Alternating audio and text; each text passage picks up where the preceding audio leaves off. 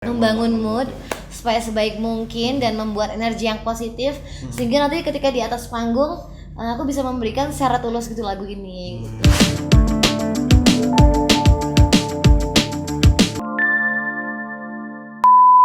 Kinanti Tan, Halo Mas. terima kasih sudah datang di Setia Bicara ya. Ya, Gimana nih kabarnya masa-masa pandemi seperti ini? alhamdulillah untuk kabar sih masih sehat-sehat aja ya. Tapi makin kesini sih ya gitulah ya PPKM, jadi kita juga terbatas segala aktivitasnya dan juga lebih sering di rumah aja sih kalau sekarang gitu. Kuliah atau kerja? Sekarang masih kuliah, tapi juga sambil kerja. Kerjanya nyanyi sih. Oh, lebih ke arah nyanyi ya? Iya. Oke. Kinanti, aku manggilnya apa? Kinanti atau Intan nih? Panggil Kinan aja kali ya. Kinan ya? Ya. Keren, Kinan. Kinan selebgram ya? Enggak juga sih. Selebgram itu sebuah apa ya? Apa? Diakui bukan pengakuan. Oke, berarti aku yang mengakui kamu sebagai selebgram ya, makanya saya udah kesini kan.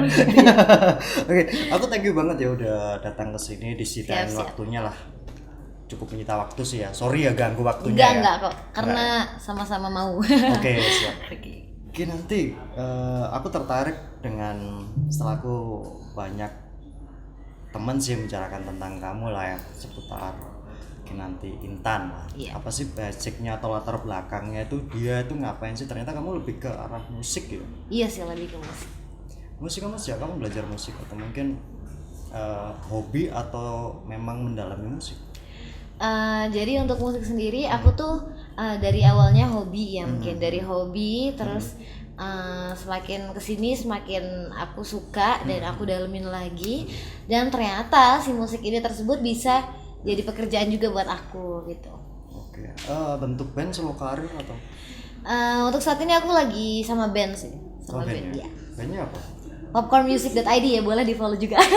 Popcorn. Popcornmusic.id Instagramnya. Oke, berapa personil? Personilnya 5 sih. 5 ya? 5. Berapa tahun tadi kamu belajar musiknya? Aku mulai musik itu suka musiknya nih ya.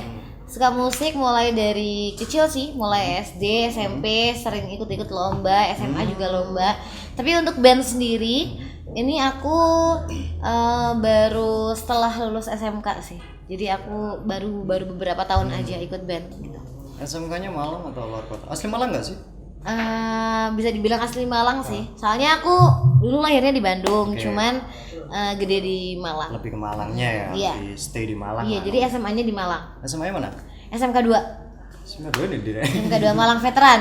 Oh iya, veteran, benar-benar. Kalau genrenya sendiri lebih ke mana? Kalau aku sih lebih ke pop sih, Mas. Lebih pop ya? Pop. Pop ya? Iya, pop. Aransemen atau sudah buat lagu sendiri? Sekarang masih proses bikin lagu sendiri, tapi untuk selama ini kan kita top 40 sih. Jadi kan mainnya di kafe-kafe gitu. Jadi kita lebih ke garap lagu-lagu yang Sudah hype sekarang, iya. lebih oke. Sulit loh main di kafe itu. Kenapa Mas sulit? kalau- Lama ya mainnya? Enggak lama sih. Tuntutan lagunya kan ada Iya, kalau nggak salah benar. ya kan? Tuntutan lagu kita harus beberapa lagu gitu loh. Iya kalau benar. salah, ya kan? Soalnya kita tuh kalau setiap live music kita harus sudah siap ya 30 lagu karena kan. harus siap request juga. Kan Oke. biasanya request Ya, orang-orang itu tuh kan kesulitannya di sana. aneh-aneh, iya benar banget. Terus dari 30 lagu lah kalau kamu membawain di suatu musik ya, itu dibagi 15 lagu Indo, 15 lagu manca atau? Aku sih random Bebas. banget kalau sekarang kayak misalkan sekarang kan banyak banget di sosial media lagu-lagu yang baru terus yang viral-viral juga, dan itu tuh nggak memungkiri itu bakal Indo atau Barat gitu. Jadi ya udah, lagu apa aja sih kita kerjain. Soalnya nggak ada tuntutan untuk ini 15, ini enggak juga sih. Unda ya, jadi global Terserah lah aja ya, sih, terserah. iya. Yang susah itu kan Yang kayak bikin request. Nah ya, kalau request yang penting bikin orang singelong kayak gitu aja sih. Orang-orang nyaman sama live music kita. Sehari kafe mana sih yang pernah kamu datangi untuk jadi live musiknya? Untuk kemarin-kemarin sih Sering-sering main main banyak, kemana? tapi yang sekarang aku lagi sering main di cafe WUW Batu. Oh jauh ya. dulu. Iya sih, jauh. Itu aku seminggu 3 kali. Seminggu 3 kali ya. Masa PPKM ini tetap main? PPKM baru main itu minggu kemarin. Oh, baru opening lagi ya. Iya. Jadi gestarnya sana ya. Iya benar. Oke. Sepenting apa sih musik buat kamu? Buat aku sih musik ini penting banget ya, karena juga mood aku di situ. Terus kayak kayaknya udah jadi apa ya? Candu. Ya udah candu, karena itu udah jadi darah aku sendiri gitu loh. Karena aku juga dari musik, apa-apa dari musik. Dari kecil juga udah musik terus kan. Terus sehari-hari circle aku juga teman-teman yang suka musik. Jadi ya emang sepenting itu sih buat aku. Itu ya. Jadi lebih mengarahnya kamu yang mendalami lah ya. Iya. Musik itu sendiri apa? Bass, gitar, vokal? Aku lebih ke vokal sih. Vokal ya. Iya.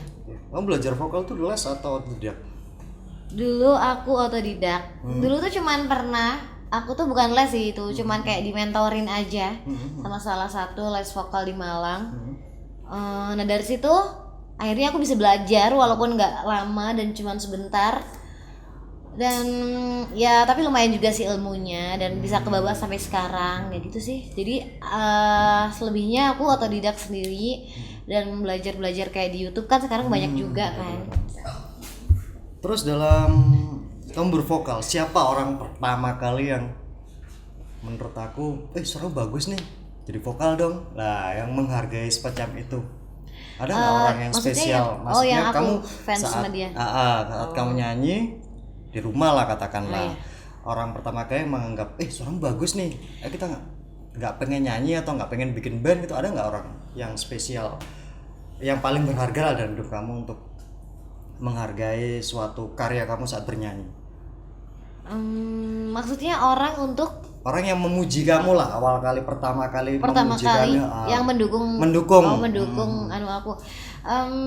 Itu pertama kali sebenarnya gini, yang dulu dilesin vokal itu justru kakakku. Nah aku tuh cuman kayak sering ikut dia latihan gitu, cuman aku nggak dilesin vokal. Nah terus setelah aku beranjak dewasa, enggak ya, aku tuh SMP atau SMA gitu, aku tuh baru tahu, oh ternyata aku punya nih skill ini gitu. Maksudnya aku punya potensi aku nyanyi, cuman kan pada saat itu aku nggak dilesin karena belum ada yang tahu juga, dan aku pun baru tahu bahwa potensiku sebenarnya di situ. Nah yang pertama kali tahu dan mendukung tuh pastinya keluarga sih, ayah sama mama, dan itu yang paling ngedukung banget. Di situ kayak aku tuh sering diikutin lomba kayak gini-gini gitu. Waktu lomba itu pertama kamu di mana? Pertama kali ikut lomba? Pertama kali ikut lomba kapan ya? SMP sih. SMP ya? Iya, SD aku pernah SD. SD pernah? SD itu pernah ikut lomba apa ya? FLS 2N SD tapi tingkat SD gitu. Oh, tingkatnya SD. Berapa? Juara berapa? Dulu tingkat kota juara 1, terus lanjut ke provinsi, tapi di provinsinya gagal. Jadi cuma sampai kota aja. Oh. Nah, dalam karir kamu bernyanyi nih, bikin YouTube juga? Iya, aku ada channel YouTube. Ada channel YouTube. Apa channelnya? Kinanti Intan Febrima, boleh ya nanti teman-teman kalau mau subscribe. Kinanti Intan Febrima. Kinanti Intan Febrima. Kita collab nih berarti ya? Collab ya. Nanti masuk YouTubeku juga nih. Bercanda. Ya boleh. Boleh kan? Nah, kameramen udah siap kok. Berarti boleh di ACC. Oke. Berapa subscribe di sana? Udah 800-an kayaknya. 800-an ya? Apa yang di YouTube itu? Dalam artian kamu nggarap lagu apa? Aku cover aja. Terus akhir-akhir ini kayak sering dapat endorse kayak produk kecantikan gitu sih. Lebih ke arahnya sana ya? Iya. Musik atau mungkin vokalis favorit kamu di Indonesia atau mungkin di Manca lah. Kalau di Indonesia siapa? Kalau Manca siapa? Kalau di Indonesia aku tuh suka siapa ya? Suka Ziva, Agnes Monica, banyak sih. Aku suka lagu-lagunya. Kalau di Manca mungkin ada Olivia Rodrigo, terus ada Christina Aguilera, Celine Dion, kayak gitu-gitu sih. Lebih ke arah sana ya tuh. Iya. Apa namanya? Band favorit kamu? Band favorit apa ya? Nggak ada. Masa nggak ada band favorit? Kalau orang-orang banyak ya. Ada The Beatles, ada ini ya. Oh, lebih ke arah 80-an malah kamu. Enggak. Ya aku cuma itu aja tadi sih. Cuma itu ya. Kenapa kamu suka Agnes? Apakah suaranya atau mungkin cita-citanya? Kan banyak nih karir dari Agnes Mo. Kan biasanya kita mencontoh karirnya atau mungkin Iya. mencontoh Prestasinya suaranya, sih. prestasinya. Prestasinya, terus dia juga bisa sampai ke go internasional, bisa membawa nama baik Indonesia juga dengan bakatnya dia, ya kan? Ya itulah aku pengen niru dia. Dan aku juga suka sama lagu-lagunya. Lagu-lagu yang sudah dinyanyikan Iya. Agnes gitu ya. Kasih tips soal untuk belajar vokal dengan dasar lah, biar teman-teman kan yang belum nyanyi, belum bisa nyanyi, kepingin nyanyi kayak kameramenku kan nggak bisa nyanyi nih, kepingin belajar nyanyi, tips dasarnya untuk minim bisa ke chord atau mungkin ke lagunya bisa masuk. Aku juga pengen belajar masalah. Oh gitu ya. Sebenarnya sih yang penting sering-sering dengerin lagu aja sih, karena kan itu kayak melatih musikalitas dalam diri kita sendiri. Sering dengerin nada, jadi kita misalkan kan kayak nada apa gitu susah ya kita buat nyamain nada sama itu. Nah itu sering-seringnya dengerin aja, karena dari situ kayak kita bisa ngerti nada. Nah setelah udah tahu nada, sering-sering latihan vokal aja, karena kan sekarang juga udah banyak ya media-media dan juga fasilitas-fasilitas yang kalian bisa dapatkan secara gratis kayak di YouTube atau mungkin di TikTok juga banyak kayak orang-orang sharing gimana sih caranya bisa buat nyanyi kayak gitu sih. Yang penting lebih sering dengerin lagu gitu, sering nyoba-nyoba aja, nggak usah takut. Itu ya tips dasarnya ya, lebih mengarah ke kita pembelajarannya dengan genre-genre musik yang ada di dunia maya. Iya, itulah ya. Itu teknik dasarnya ya. Iya sih sebenarnya kan tadi kan masnya pengen ya biar bisa dulu nada, biar tahu nada dulu, ya itu aja deh, itu dulu aja. Bicara mengenai musik, karena sudah pensiun di dunia musik, jadi saya pengen kenang-kenangan ini membuka tabir lama lah untuk bereuni. Dalam artian saat kita manggung lah, atau mungkin saat kita ngisi suatu acara. Nih, Mbak Kinan, kita bicara seperti itu ya. Mengatasi rasa nervous lah di panggung. Apa yang harus kita lakukan? Mbak Kinan sendiri lah, Oh iya. Gimana sih sebelum naik panggungnya? Biasanya kan kita ada yang minum, ada yang kan gak enak tuh. Biasanya aku tuh kalau nervous tuh kalau kayak di panggung gede gitu ya, itu kayak nervousnya lebih karena disurat kamera, terus kayak diperhatikan banyak orang juga. Nah biasanya sih kalau udah deg-degan gitu, aku nenangin diri, itu kayak ya gini-gini gitu, atau kayak loncat-loncat dikit, minum air putih yang banyak.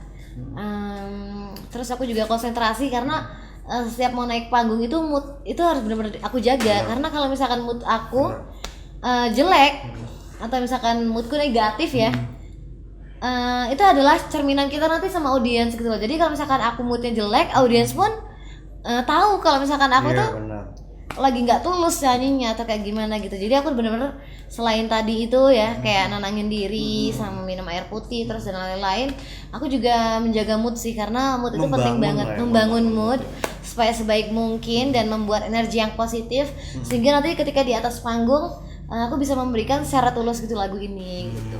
Itu aja sih. Jadi penyampaian lagu dan syairnya tuh nyampe lah ya. Iya benar. Pengalaman terlucu lah saat manggung. Pernah manggung di mana sih?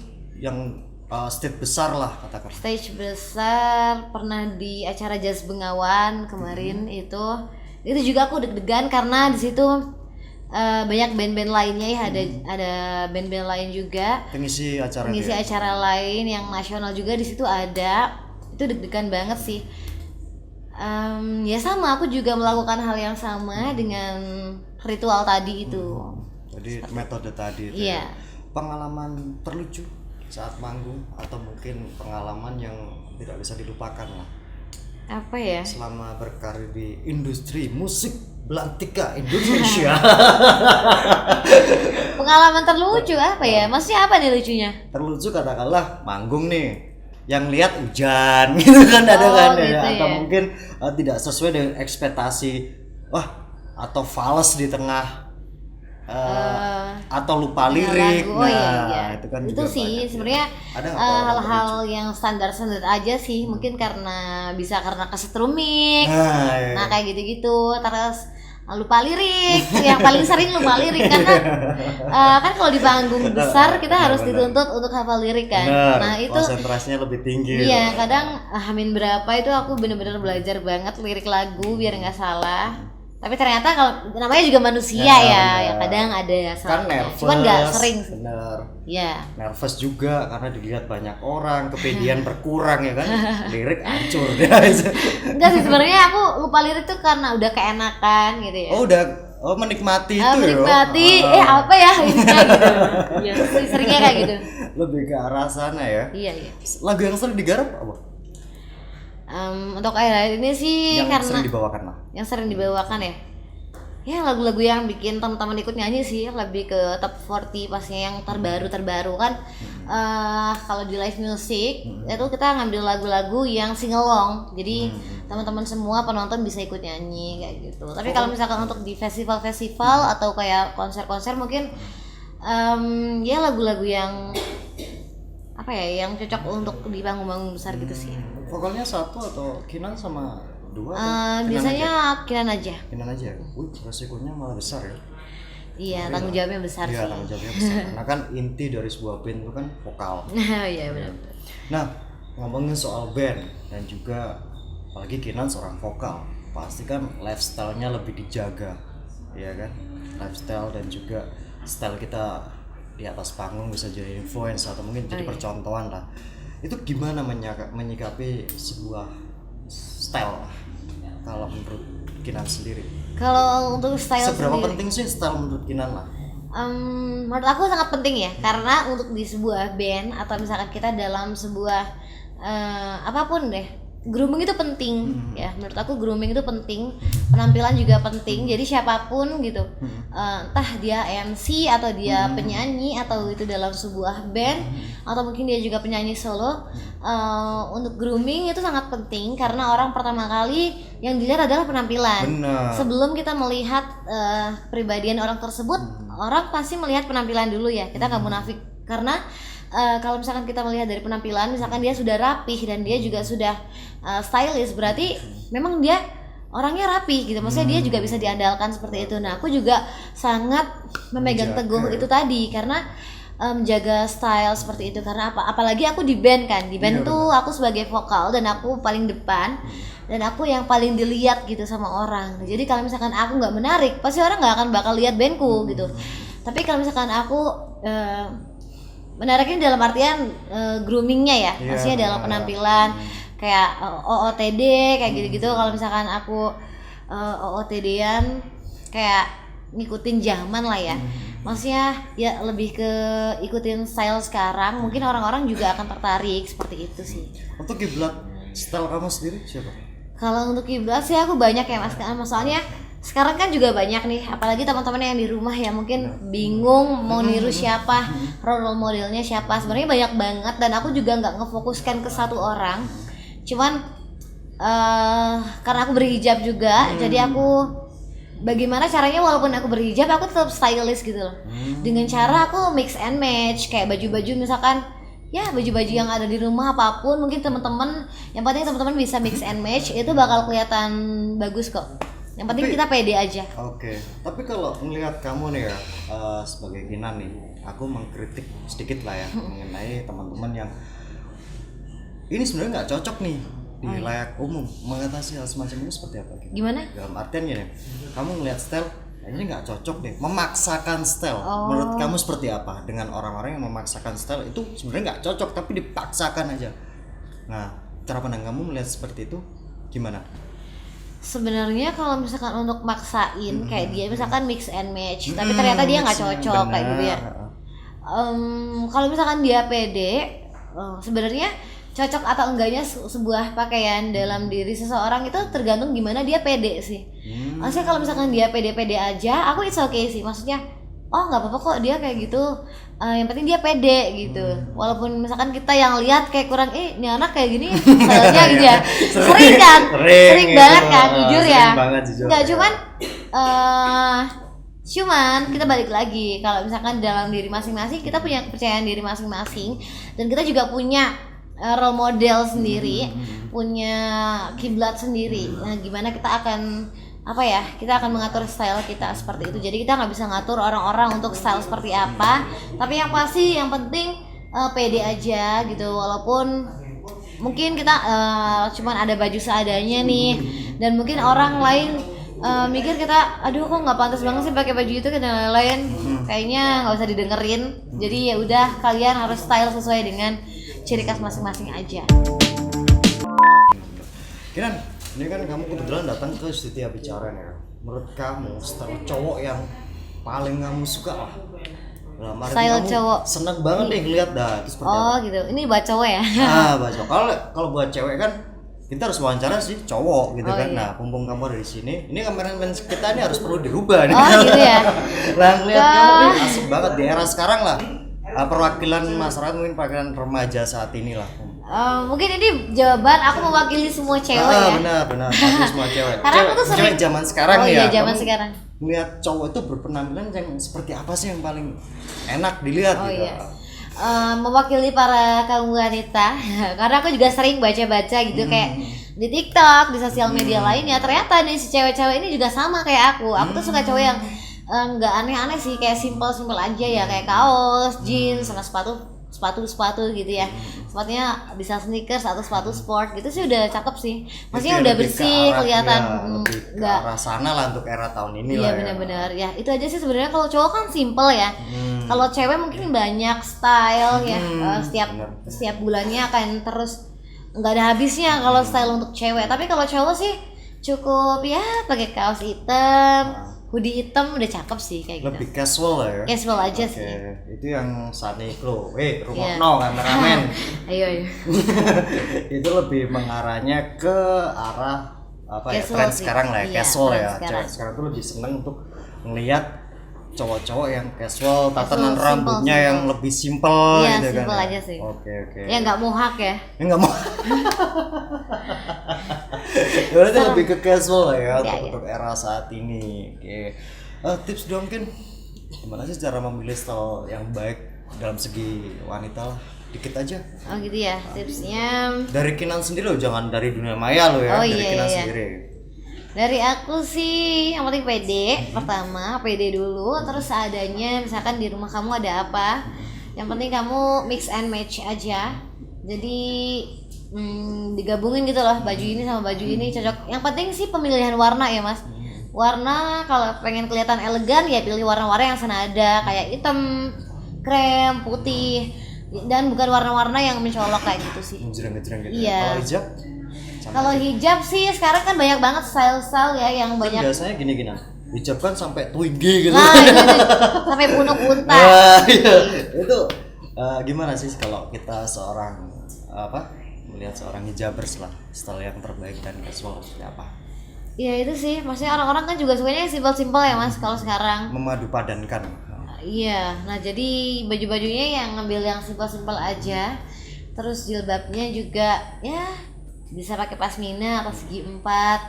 Yang simpel-simpel aja sih. Pasti cowok-cowok kan sukanya yang simpel ya. Kan Simple. takut gak sih lihat cewek? Iya benar. Ya itu. Follow Instagram aku boleh ya? Boleh, silakan langsung aja. Langsung aja di search Kinanti Intan Febrima, di situ banyak cover-coveran, jadi teman-teman bisa dengerin.